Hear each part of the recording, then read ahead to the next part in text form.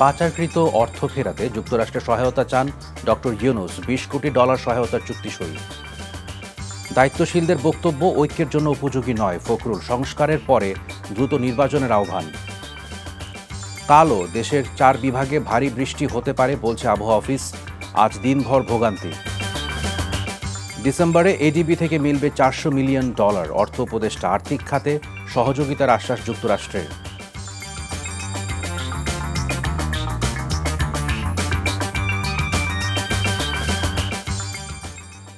আসসালামু আলাইকুম, নজরুল ইসলাম বাবু স্বাগত জানাচ্ছি এনটিভির রাতের খবরে। ক্রাউন সিমেন্ট শিরোনাম দেখছিলেন, এবার পুরো খবর। দেশ পুনর্গঠনে গুরুত্বপূর্ণ সংস্কার এবং পাচারকৃত অর্থ ফিরিয়ে আনতে যুক্তরাষ্ট্রের সহায়তা চেয়েছেন প্রধান উপদেষ্টা ডক্টর মোহাম্মদ ইউনূস। সফররত মার্কিন যুক্তরাষ্ট্রের উচ্চ পর্যায়ের প্রতিনিধি দলের সাথে বৈঠকে তিনি এই সহায়তা চান। এর আগে অর্থ উপদেষ্টা ডক্টর সালেউদ্দিন আহমেদের সাথে বৈঠকে $20 কোটি সহায়তার চুক্তি স্বাক্ষরিত হয়। ব্রিফিংয়ে ইউএসএআইডির সহকারী ব্যবস্থাপক অঞ্জলি কৌর জানান, আর্থিক খাতে সংস্কার এবং উন্নয়ন সহায়তায় এই চুক্তি সই হয়েছে। শফি মাহমুদ সাগরকে সাথে নিয়ে রিপোর্টে জানাচ্ছেন মুকসিমুল আহসান। বাংলাদেশের রাজনৈতিক পট পরিবর্তনের পর অন্তর্বর্তীকালীন সরকারের প্রধান উপদেষ্টার দায়িত্ব নেওয়া ডক্টর মোহাম্মদ ইউনূসের সাথে সাক্ষাৎ করতে বৃষ্টি স্নাত সকালে তার সরকারি বাসভবন যমুনায় যান সফররত মার্কিন যুক্তরাষ্ট্রের উচ্চ পর্যায়ের প্রতিনিধি দল। 6 সদস্যের প্রতিনিধি দলটির সাথে প্রায় 1 ঘণ্টা বৈঠক করেন প্রধান উপদেষ্টা। আলোচনায় দেশ পুনর্গঠনে গুরুত্বপূর্ণ সংস্কার, সেই সাথে আগের স্বৈরাচারী শাসনের সাথে জড়িত দুর্নীতিবাজদের পাচারকৃত অর্থ ফিরিয়ে আনতে যুক্তরাষ্ট্রের সহায়তা চান প্রধান উপদেষ্টা। ঘণ্টাব্যাপী বৈঠকে আর্থিক ও অর্থনৈতিক সংস্কার, বিনিয়োগ, শ্রম সমস্যা, রোহিঙ্গা সংকট এবং জাতিসংঘের সাধারণ পরিষদের অধিবেশনে প্রধান উপদেষ্টার নিউ ইয়র্ক সফর নিয়েও আলোচনা হয়। এর আগে সকালে রাষ্ট্রীয় অতিথি ভবন পদ্মায় অর্থ উপদেষ্টা ডক্টর সালেহ উদ্দিন আহমেদের সাথে বৈঠক করেন মার্কিন যুক্তরাষ্ট্রের প্রতিনিধি দলটি। বৈঠক শেষে ব্রিফিংয়ে ইউএসএআইডির সহকারী ব্যবস্থাপক অঞ্জলি কৌর জানান, দীর্ঘদিনের বিশ্বস্ত উন্নয়ন সহযোগী হিসেবে বাংলাদেশের সুশাসন প্রতিষ্ঠা, অর্থনৈতিক স্থিতিশীলতা এবং উন্নয়ন সহযোগিতায় একটি চুক্তি সই হয়েছে।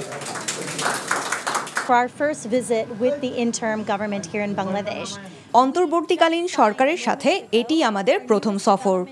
$200 মিলিয়ন নতুন উন্নয়ন চুক্তি সই হয়েছে অন্তর্বর্তীকালীন সরকারের সাথে।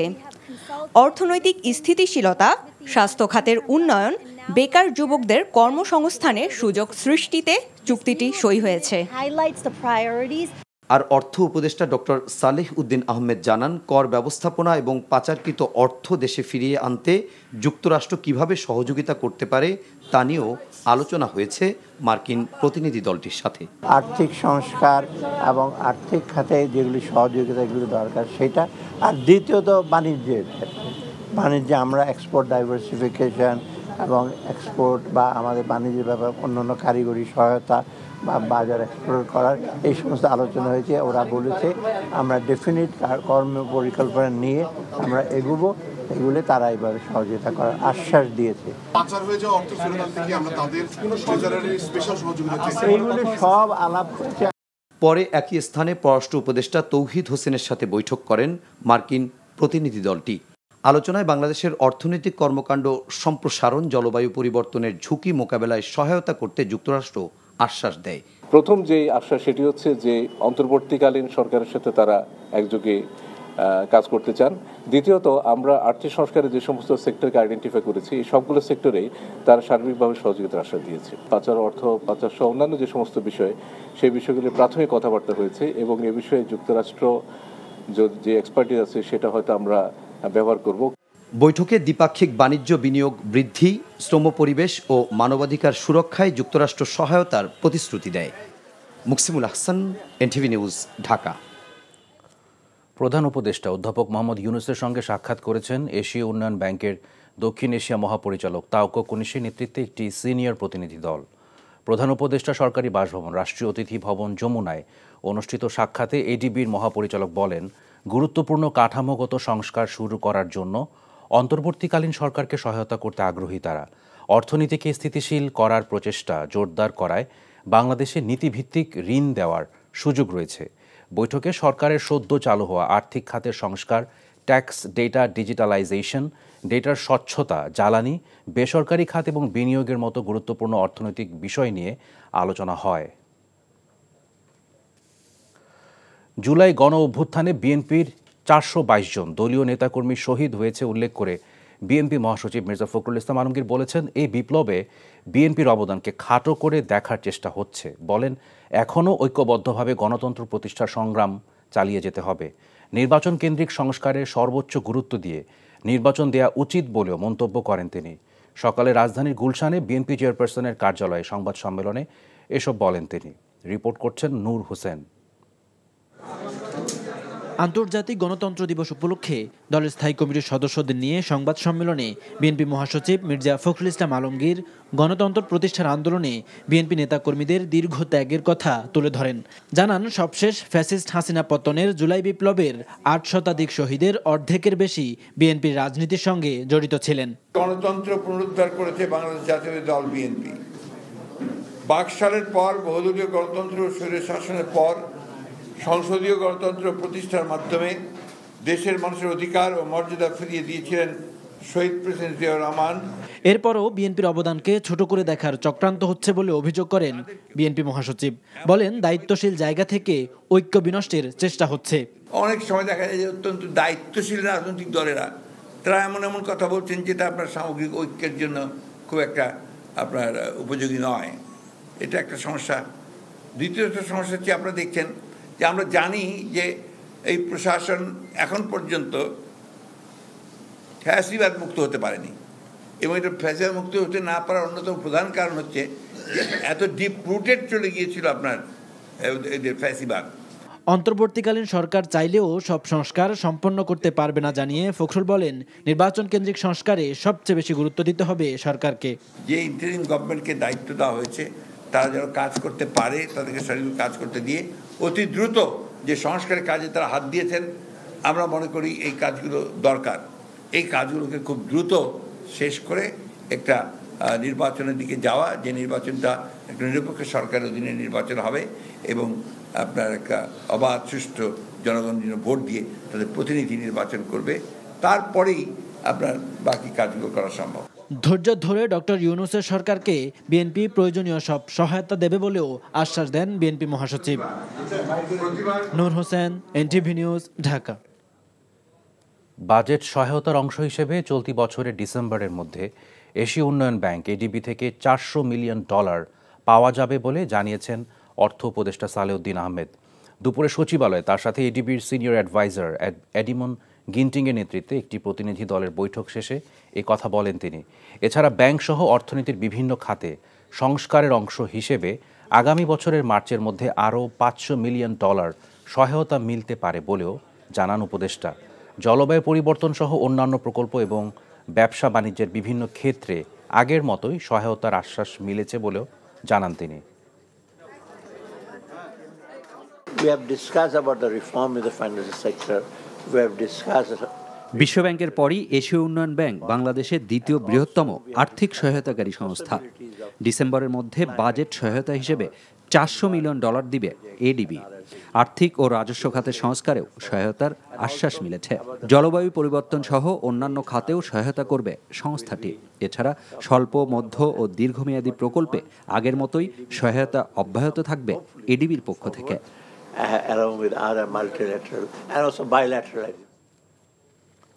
বাংলাদেশ ব্যাংকের গভর্নর ডক্টর আহসান এইচ মনসুরের সাথে বৈঠক করেছেন বাংলাদেশ সফররত উচ্চ পর্যায়ের মার্কিন প্রতিনিধি দলের সদস্যরা।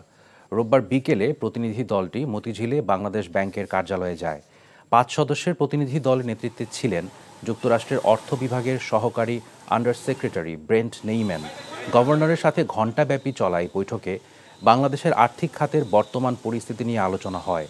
এ সময় বাংলাদেশের সামষ্টিক অর্থনৈতিক উন্নয়নে যুক্তরাষ্ট্র সব ধরনের সহযোগিতা করবে বলে আশ্বাস দেন মার্কিন প্রতিনিধি দলের সদস্যরা।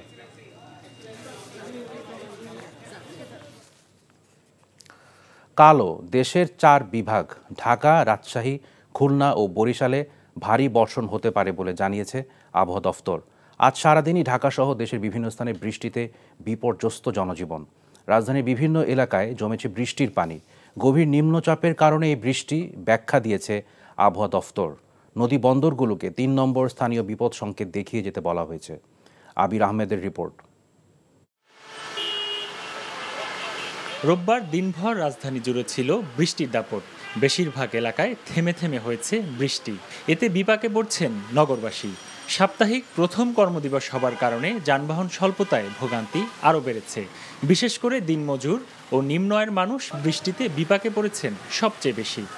বৃষ্টির কারণে কাম কাজ নেই, সমস্যা চলাফেরা চলতে খুব কষ্ট, খাওয়া খাইতে দিতে পারি না। বৃষ্টি হচ্ছে তাতে আমাদের অবশ্যই সমস্যা হচ্ছে, আমার চলাফেরার সমস্যা হচ্ছে। রিক্সাওয়ালারা ধরেন 50 টাকার ভাড়া 70-80 এরকম, তারপরে সব দিক দিয়েই তো ভোগান্তি হচ্ছে। মঙ্গলবার পর্যন্ত বৃষ্টি হবার সম্ভাবনার কথা জানিয়েছে আবহাওয়া অফিস। বর্তমানে এর অবস্থান হচ্ছে গাঙ্গেয় পশ্চিমবঙ্গ এলাকায় এটা অবস্থান করছে। এই গভীর গভীর নিম্নচাপের প্রভাবে কিন্তু এই বৃষ্টিটা হচ্ছে এবং আজকের সারাদিনে এই বৃষ্টিপাতের প্রভাবটা থাকবে এবং আগামীকালকে থেকে কিন্তু বৃষ্টিপাতটা অনেকটা কমে আসবে। এদিকে রাজশাহী, পাবনা, চট্টগ্রাম এবং কক্সবাজার সহ 15টি জেলার উপর দিয়ে দক্ষিণ অথবা দক্ষিণ পূর্ব দিক থেকে ঘন্টায় 45 থেকে 60 কিলোমিটার বেগে অস্থায়ীভাবে দমকা অথবা ঝড়ো হাওয়া বয়ে যেতে পারে। এছাড়া মৌসুমি বায়ু বাংলাদেশের উপর সক্রিয় এবং উত্তর বঙ্গোপসাগরে প্রবল অবস্থায় রয়েছে বলে জানিয়েছে আবহাওয়া অফিস। বৃষ্টি অব্যাহত থাকায় মাদারীপুর, শরীয়তপুর সহ বিভিন্ন জেলায় জনজীবন বিপর্যস্ত হয়ে পড়েছে। মংলায় অতিবৃষ্টিতে জলাবদ্ধতা সৃষ্টি হয়েছে, তলিয়ে গেছে রাস্তাঘাট ও চিংড়ির ঘের। খুলনা যশোর মহাসড়কে গাছ পড়ে যানবাহন চলাচল ব্যাহত। এদিকে চট্টগ্রামে টানা বৃষ্টিতে বায়েজিদ লিং রোড পাহাড় ধসের ঘটনায় এখনও সড়কটির যোগাযোগ স্বাভাবিক হয়নি। আবির আহমেদ, এনটিভি নিউজ, ঢাকা। মুক্তিযোদ্ধা কোটায় চাকুরিরতদের তালিকা যাচাই বাছাই চলছে জানিয়ে মুক্তিযুদ্ধ বিষয়ক উপদেষ্টা ফারুকী আজম বলেছেন, বাছাই শেষে প্রয়োজনীয় ব্যবস্থা নেওয়া হবে। সকালে উপদেষ্টার সাথে বাংলাদেশে নিযুক্ত অস্ট্রেলিয়ার হাইকমিশনারের সৌজন্য সাক্ষাৎ শেষে এক প্রশ্নের জবাবে এ কথা বলেন তিনি। প্রকৃত মুক্তিযোদ্ধা না হয়েও তালিকায় যাদের নাম রয়েছে, যাচাই সাপেক্ষে তাদের বিরুদ্ধেও ব্যবস্থা নেওয়া হবে বলে জানান উপদেষ্টা। ভুয়া মুক্তিযোদ্ধা বিষয়ক 3000-এর বেশি মামলা আছে। অনেকে আবার রিট করে সুযোগ সুবিধা পাচ্ছেন বলেও জানান তিনি। এক প্রশ্নের জবাবে তিনি বলেন, 17 সেপ্টেম্বর আন্তঃমন্ত্রণালয় বৈঠকে সাম্প্রতিক বন্যায় ক্ষয়ক্ষতির পূর্ণাঙ্গ তথ্য পাওয়া যাবে। আর ব্র্যাক ও অক্সফামের মাধ্যমে অস্ট্রেলিয়ার পক্ষ থেকে বন্যার্তদের সহায়তা করা হচ্ছে। ভবিষ্যতে আরও সহায়তার আশ্বাস মিলেছে বলেও জানান ফারুকী আজম।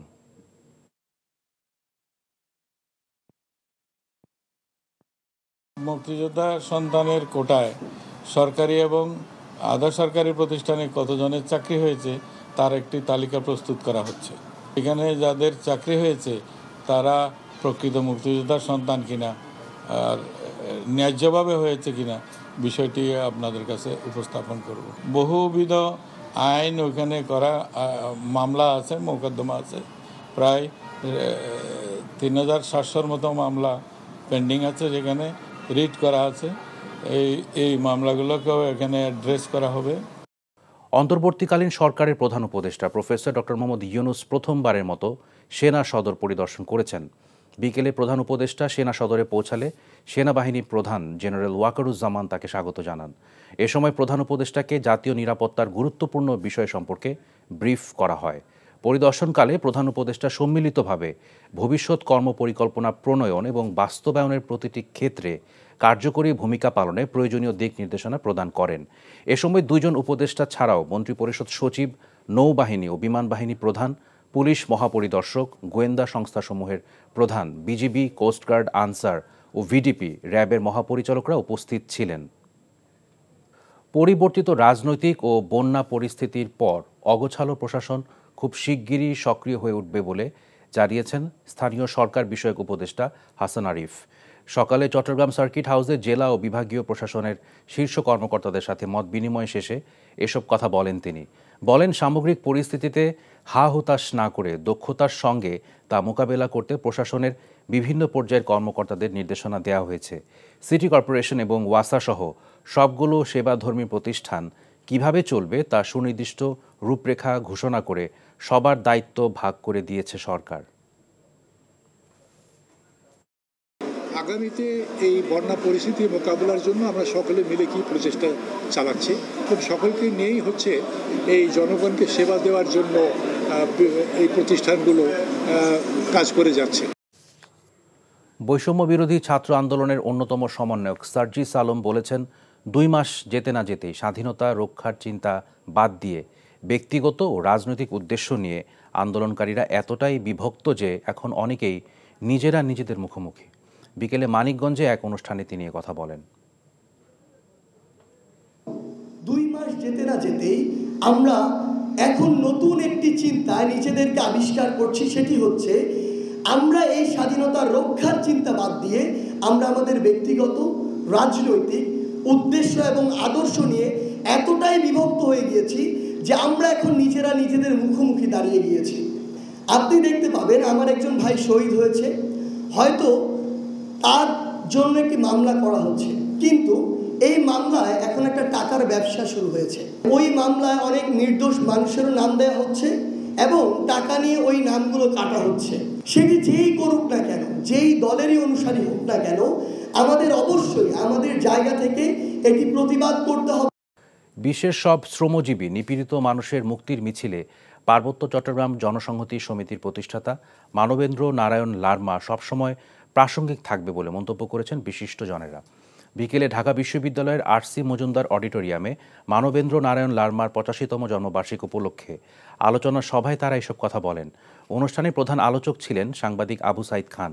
আলোচকরা বলেন, 72-এর সংবিধান প্রণয়নকালে লারমার সংশোধনী আমলে নেওয়া হলে বাংলাদেশের সংবিধান অনেক বেশি গ্রহণযোগ্য হতো। লারমা শুধু পার্বত্য চট্টগ্রামের পাহাড়ি জাতিগোষ্ঠী নয়, বরং দেশের অন্যান্য নিপীড়িত মানুষের অধিকারের কথাও বলেছেন। বিশ্বের সর্বোচ্চ পরিবেশ বান্ধব R290 গ্যাস সমৃদ্ধ ইকোজোন সিরিজের নতুন মডেলের এসি বাজারে ছেড়েছে দেশের জনপ্রিয় এসি ব্র্যান্ড ওয়ালটন। রোববার রাজধানীতে ওয়ালটন কর্পোরেট অফিসে আনুষ্ঠানিকভাবে ইকোজোন সিরিজের এই এসি উদ্বোধন করেন ওয়ালটন হাইটেক ইন্ডাস্ট্রিজের ব্যবস্থাপনা পরিচালক এস.এম. মাহবুবুল আলম। এ সময় বিশেষ অতিথি ছিলেন বিএসটিআই-এর মহাপরিচালক এস.এম. ফেরদৌস আলম। বিদ্যুৎ সাশ্রয়ী ইনভার্টার প্রযুক্তির ওয়ালটনের এই এসির রেফ্রিজারেন্ট ওজোন স্তরের কোনো ক্ষতি করবে না। বাংলাদেশে ওয়ালটনই প্রথম পরিবেশ বান্ধব R290 গ্যাস সমৃদ্ধ এসি উৎপাদন ও বাজারজাত করছে এবং এটি বিএনটিআই কর্তৃক সনদপ্রাপ্ত।